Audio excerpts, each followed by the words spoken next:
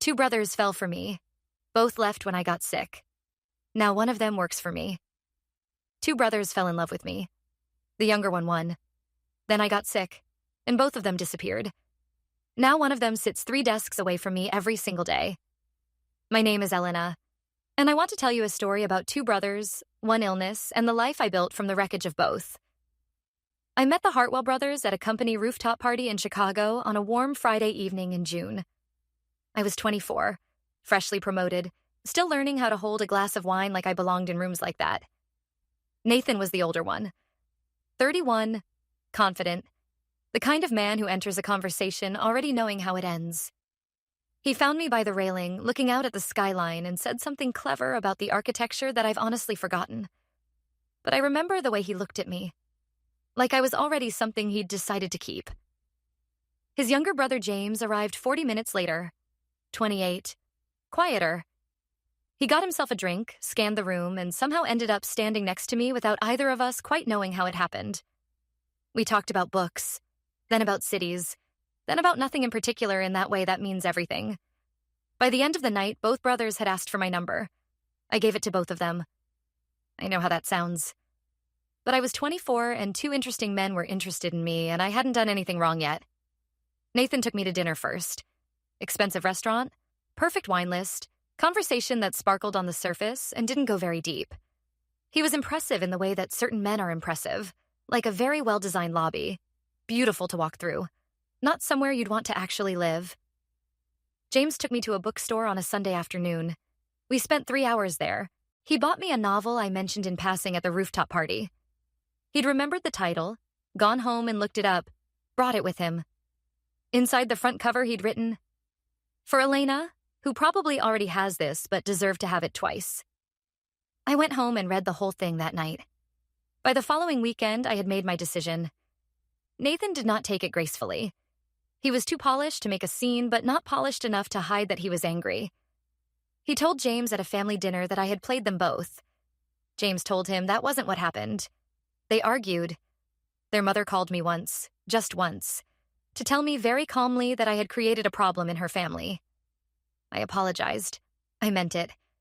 But I didn't change my mind. James and I started dating properly in August. By the following summer, we were living together. By the summer after that, he had a ring picked out. He told me this himself. Not as a proposal, just as information, shared one evening while we were cooking dinner, like it was the most natural thing in the world. "I want to marry you," he said, stirring pasta. "I just want you to know that. No pressure. Just, that's where I am." I turned from the stove and looked at this man I had chosen and thought, yes. Obviously, yes. The diagnosis came 4 months later. Non-Hodgkin's lymphoma. Caught not as early as we would have liked, not as late as it could have been. The oncologist used words like aggressive treatment protocol and significant lifestyle impact, and we have good options. I was 27 years old sitting in a medical office being told my immune system had turned against me. James held my hand through the entire appointment. Drove me home. Made tea. Sat with me on the couch while I cried. For 2 weeks, he was exactly who I needed him to be. Then the fear set in. His fear. I recognized it in the way he started sleeping on the far edge of the bed. The way he'd answer my questions about treatment with whatever you think is best. Not supportive, just absent. The way he stopped meeting my eyes during the conversations that actually mattered. I told myself it was his way of processing. That he needed time. That people respond to fear differently. 6 weeks after my diagnosis, he sat me down and said the words I had been pretending weren't coming. "I love you, Elena. I need you to know that. But I can't." He couldn't finish the sentence. He didn't need to. What I did not expect was Nathan. He had heard about my diagnosis through family. He called me, the first time we'd spoken since I chose James, and said he was sorry, that he was there if I needed anything. I was touched. I was also exhausted and scared and perhaps not thinking clearly. We had coffee twice. He seemed different. More present, less performative. On the 3rd meeting, he told me he had never stopped having feelings for me.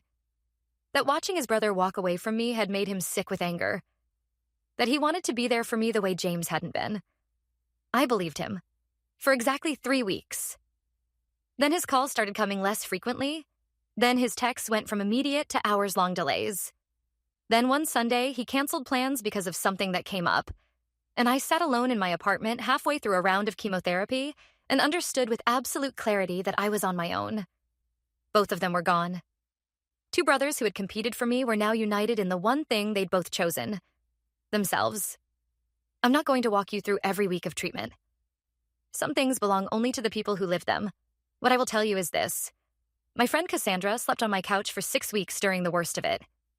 My colleague Marcus drove me to appointments when I couldn't drive myself. A nurse named Deb, who had no obligation to me beyond her job description, stayed 20 minutes late 3 times a week just to check in. These are the people who showed up. Remember their names because they matter more than the brothers do. 18 months after my diagnosis, my oncologist, Dr. Reeves, sat across from me in his office and used the word remission. I had heard it before in the context of other people. I had hoped for it. I had tried not to need it too badly. The way you try not to need something when not having it might break you. When he said it, I nodded very calmly and thanked him professionally and walked to my car in the hospital parking structure and sat there for 45 minutes without starting the engine. Then I called Cassandra and screamed. Dr. Reeves, Michael, had been my oncologist for the full 18 months. Professional, precise, quietly kind in the way that good doctors learn to be when they spend their lives delivering news that changes people forever. He asked me to coffee 8 months after my remission. He prefaced it by saying he had waited what he considered to be an appropriate amount of time and that he understood completely if I said no. I said yes. We dated for a year, got married the following spring. Small ceremony. Cassandra was my maid of honor. Nurse Deb came. Marcus gave a toast that made everyone cry. It was the best day of my life. My company, a health and wellness consulting firm I founded 2 years into my remission, because surviving something like that tends to clarify what you actually want to do with your time, now has 14 employees. James Hartwell has been one of them for 7 months. He applied through a recruiter. His resume crossed my desk before anyone connected the name to the history. By the time I realized who he was, he had already been through 2 rounds of interviews and was the strongest candidate for the operations role. I hired him. My HR director asked if I was sure. I said yes. Here is the honest answer for why. I had spent a long time being angry at James. And then I spent a long time understanding that his failure was a human failure. The failure of a frightened young man who hadn't yet learned that love is not a feeling you have when things are easy. It's a decision you make when things are hard. He hadn't been able to make that decision. He had to live with that. Not me. He works 3 desks from my office. He is professional and competent and slightly uncomfortable in my presence in a way that I find neither satisfying nor troubling. Just true. He said sorry once, quietly in the hallway, on his 3rd week. I said, I know. Do good work.